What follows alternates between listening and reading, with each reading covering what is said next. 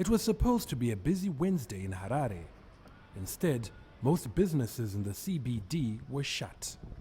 It's end of day here, and typically these stalls would be packed with people on their way from work looking for something to pick up as they head home.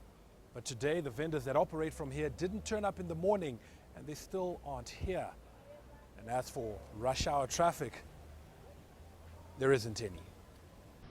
The shutdown was called over unemployment, corruption, and the worsening economy. Issues Zimbabwe has been struggling with for years now. To the authorities of Zimbabwe, this could be a message that all is not well. A strong police presence could be seen throughout the day. Scores of people have been arrested across the country.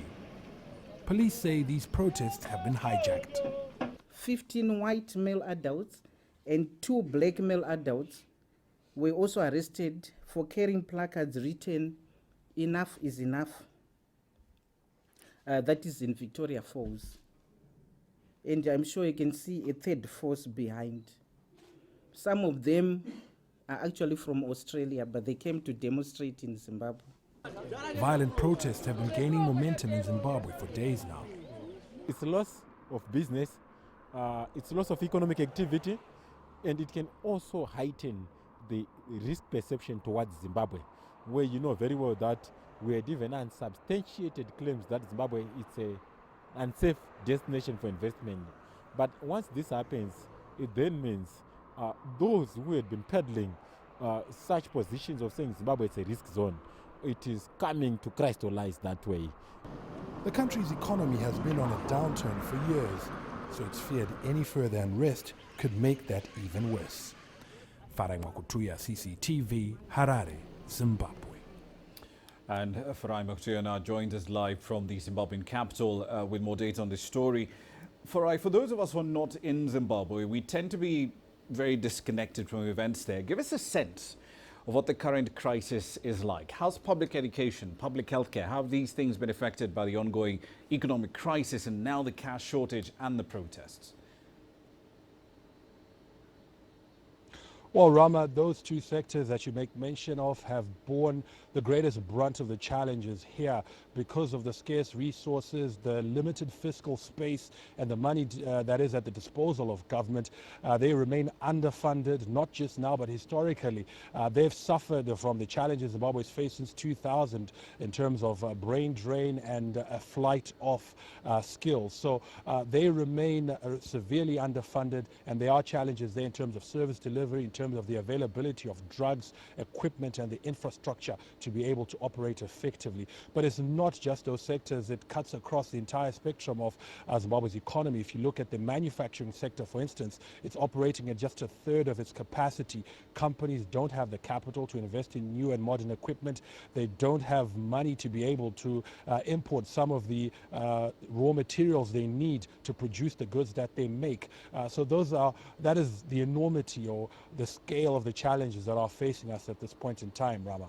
Indeed, teachers, doctors, nurses, all on strike. What is the end game of this strike? Is this just limited to pushing the government to pay long overdue salaries, or is there a push for wider economic reform? Well, certainly, Rama, and just to clarify and perhaps give some background to this, teachers, doctors, nurses and civil servants began their industrial action yesterday. And they're saying they will stay away from work until they get their June salaries, which have now been delayed into July. They're due to get those on the 7th and the 8th of this month. Today's shutdown movement was organized by a different group of activists, but what they're calling for is for government to respond to issues of corruption, to respond to issues of unemployment, to respond to issues of improving the economy. What they're saying is government hasn't paid attention to the plight of the people, and they want government to respond. We're not sure where to from here. We're yet to see what next course of action they'll take, perhaps extend this or perhaps call more action in future. But so far what they're saying is government should pay attention to us and should listen to the concerns of the ordinary citizens. Indeed. Rama. The finance minister, of course, was out of the country. He's been talking to the members of the Paris Club, pitching his debt arrears clearance plan. In his absence, though, what's the response been from the state? Is there a concrete plan to resolve these demands that are being made not just by the civil servants, but of course also the other protesters as well? Well, we know that the acting ministers that are here, that are have been on the ground, have been calling to civil servants to say, look, let's negotiate. The door for negotiation is still open. We are aware of the challenges you're facing, and we're trying to make a plan. But I think the attitude of the civil servants and other people here is that, you know, the time for talk is done, and we're going to act on this.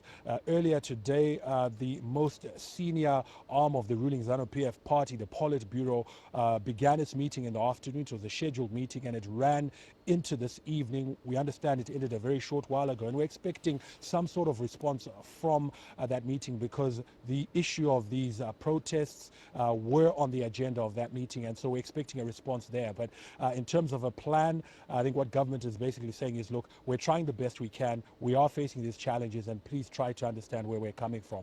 Indeed. One last question for you, Farai. Aside from settling arrears on existing debt, one of the other structural reforms that Zimbabwe needs to do, and this is going to be really painful, is to reduce the size of its public wage bill and to reduce, of course, the effective headcount as well. That effectively places teachers, doctors, nurses' jobs on the chopping block sometime between now and 2018, doesn't it? Well, certainly it does, and we've already seen some of those, reforms take place. Beginning of this year, government began a head count or an audit of all its civil servants, and it started with teachers, and quite a number of them there were either lost their jobs because they weren't properly registered and employed, but it also threw up a number of anomalies, perhaps some ghost workers and things like that. And so through those efforts, government has been able to reduce its wage bill from highs of over 80% of government revenue to, I understand now, between 66 to 70%. The finance minister wants to reduce that further to below 50%. So clearly, the most effective way to do that is to cut jobs. And as you said, it is painful, but it must happen. And if government is to follow through, then yes, we will see that happen.